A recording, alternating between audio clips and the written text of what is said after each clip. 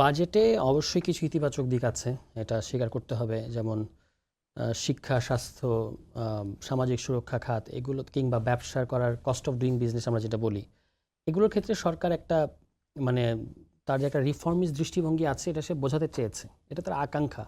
এখন বাজেট মানে তো ধরেন এটার সাথে আর্কিটেকচার এবং সিভিল ইঞ্জিনিয়ারিংয়ের একটা মিল আছে, যে আপনি একটা বিল্ডিং ডিজাইন করলেন, তাতে তো বিল্ডিংটা হয়ে গেল না, এরপর বিল্ডিংটা বানাইতে হবে, মানে এক্সিকিউট করাটা। বাজেটের সবচেয়ে বড় জিনিস হচ্ছে বাজেটটা এক্সিকিউট করা।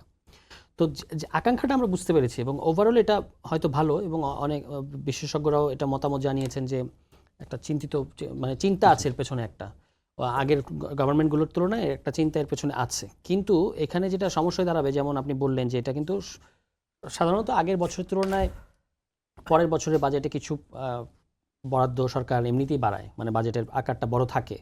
কিন্তু এবার কিন্তু সেটা অনেক বেশি, 17% বেড়ে গেছে। তার মধ্যে সবচেয়ে যেটা বড় চ্যালেঞ্জ হচ্ছে 6,95,000 কোটি টাকা হচ্ছে এবার রেভিনিউ টার্গেট। এখন বাজেটটা দাঁড়িয়ে আছে অনেকগুলো অনুমানের উপরে, যদি এটা ঠিক থাকে, যদি এটা হয়, যদি এটা হয় তাহলে ওরকম হবে, এরকম অনেকগুলো জিনিস ধরে নিয়ে তারপর সরকার করতে হয়েছে, তাতে সমস্যা নেই।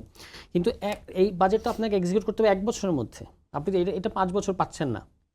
তো এই 1 বছরের মধ্যে আপনার এই যে 6,95,000 কোটি টাকা আপনি রেভিনিউ টার্গেট ধরেছেন, এটা অনেকেই বলছেন যে এটা প্রায় অসম্ভব। কেন? কারণ এই যে অর্থ বছরটা, কারেন্ট অর্থ বছর আমরা আছি, এখানেও কিন্তু অলরেডি এনবিআর এর 1 লক্ষ কোটি টাকার উপরে তার ঘাটতি আছে। এখন এনবিআর তো রাতারাতি ঠিক হয়ে যাবে না, এই প্রতিষ্ঠান ঠিক করার জন্য আইএমএফও চাপ দিচ্ছে যে আপনাকে ওই যে নীতি এবং ব্যবস্থাপনা আলাদা করতে বলছে, এনবিআর এর অটোমেশন বাড়াতে বলছে, অনেকগুলো কথা তারা বলছে। এখন যদি এই 6,95,000 কোটি টাকা তাকে ওঠাতে হয়, মানে প্রায় 7 লক্ষ কোটি টাকা, তাহলে রেভিনিউ প্রবৃদ্ধির হার 45% বাড়তে হবে, যেটা বাংলাদেশ ইতিহাসে হিস্টোরিক্যালি আছে 27%, মানে আপনাকে 45% বাড়াইতে হবে।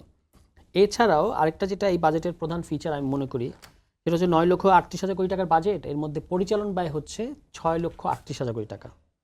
তাহলে বাকি আরও যে 3 লক্ষ কোটি টাকা এটা উন্নয়ন বরাদ্দ, সেই উন্নয়ন বরাদ্দের আবার 1,70,000 কোটি টাকা হচ্ছে থোক বরাদ্দ।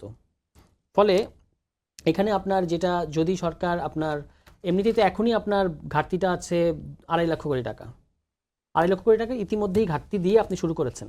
তারপর যদি আপনি এই 6,95,000 কোটি টাকার টার্গেটটা ফিল আপ করতে না পারেন, তাহলে আপনাকে ঋণের দিকে যেতে হবে স্বাভাবিকভাবেই।